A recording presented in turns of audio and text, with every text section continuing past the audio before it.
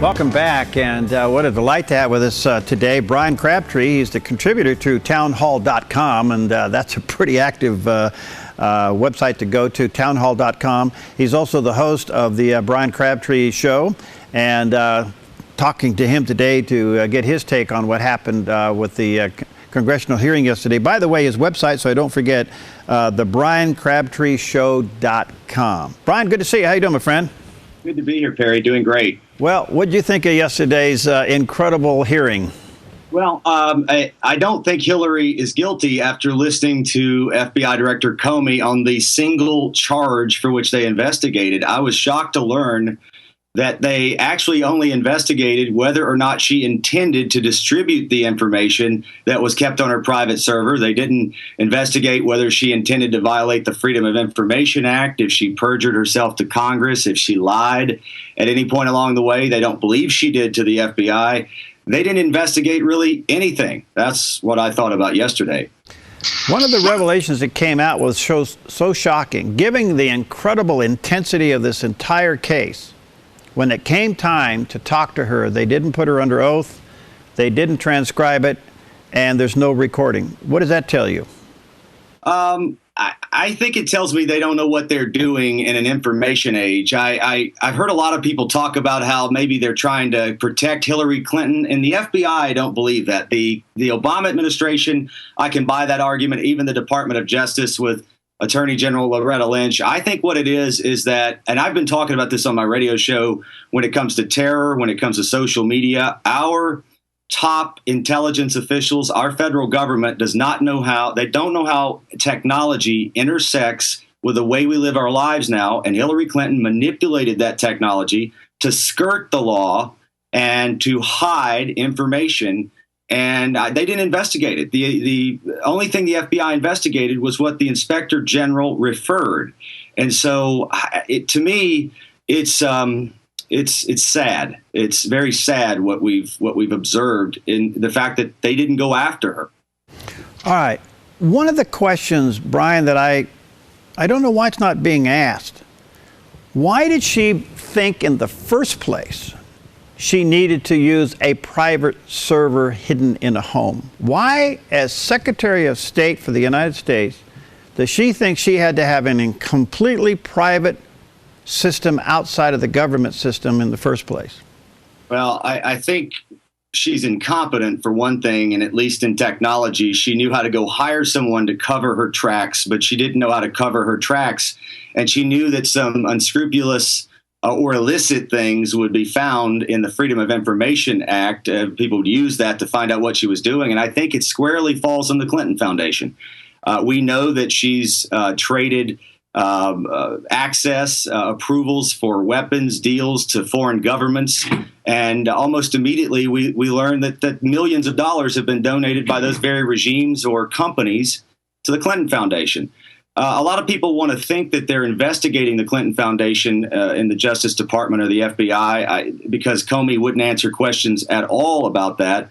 I don't think they're investigating it, but I think there's certainly a skeleton in that closet.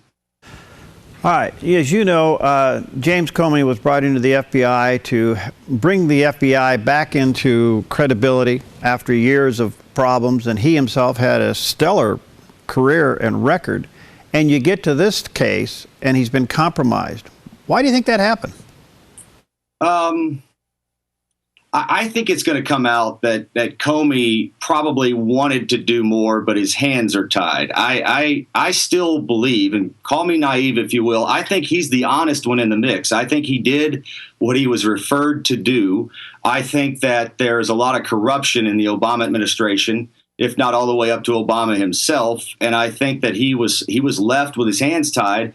And when it came down to this case, I think he wanted to prosecute it. Why else would he have said, we are not going to prosecute Hillary Clinton? But by the way, he in essence said she's incompetent and she was reckless. I think that tells you something right there, that there's more to this story than what we heard yesterday. And there's certainly more to Hillary Clinton's corruption than what the FBI investigated. Someone said, Bryan, that had Director Comey come up with some kind of a recommendation for a consequence of what obviously seems to be breaking the law, that would have then have gone to a level where the president probably would have to testify. And at that point, his administration would be tied up in this mess through the end of the year.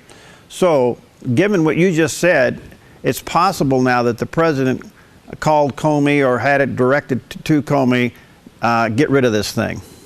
Yeah, well, I don't know if it went to Comey directly. The way I think the president's administration works is that you have these political science graduates from Harvard and the like, and they're underneath Obama a layer or two, aides to the chief of staff, that sort of thing. And it's inferences they get, like, we need to make this go away. And then the little soldiers go marching off to the contacts of their counterparts at the Justice Department or the FBI.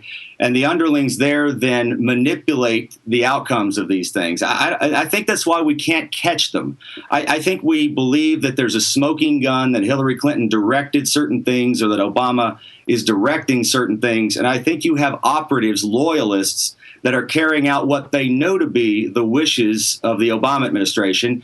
And I honestly believe that Comey is not privy to that necessarily. Interesting. On that. I think it's a sort of a cabal within the administration, but it is for the benefit of the Obama administration without a doubt.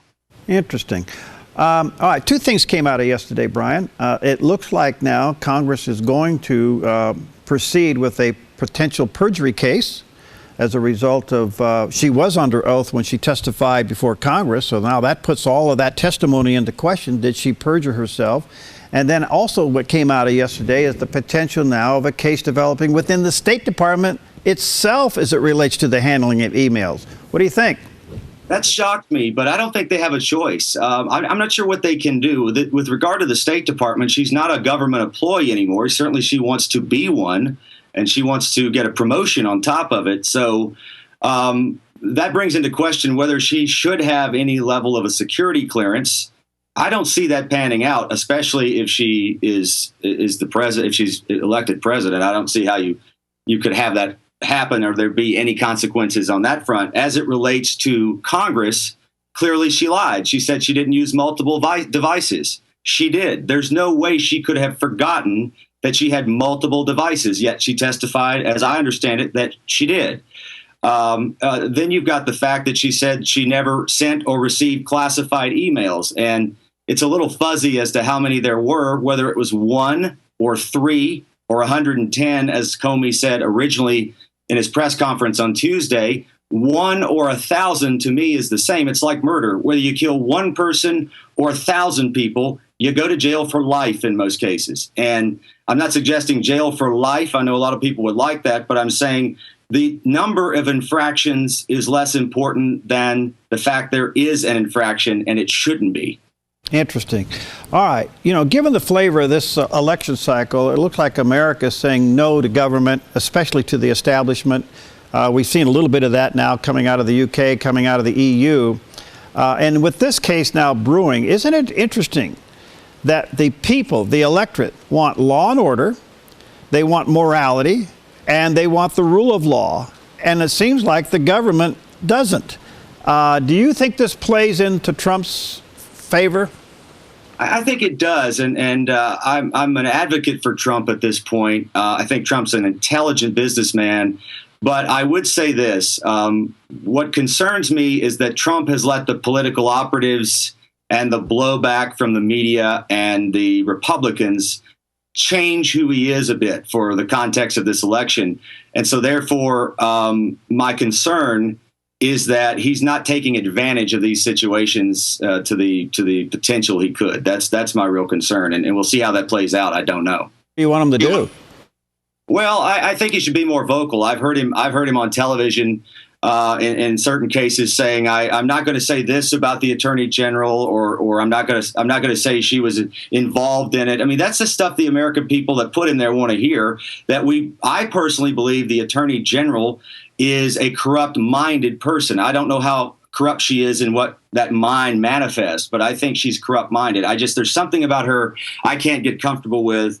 And the fact that she got on that plane with Bill Clinton says enough to me. I think just bad judgment, if nothing else. And sometimes bad judgment manifests into more corruption than outright crooked behavior. So I wish he'd spend more time on those things, because I don't think the American people fully understand it. And he seems to be playing nice Trump instead of the Trump that got him to the nomination. Interesting. All right. Hey, let's stay in touch, Bryan. You're a delight. Again, people can connect with you through the BryanCrabtreeShow.com. Is that the best way? That's it. Yeah. Good to see you. Thanks for your time today. Great to be here. All right. We'll be right back.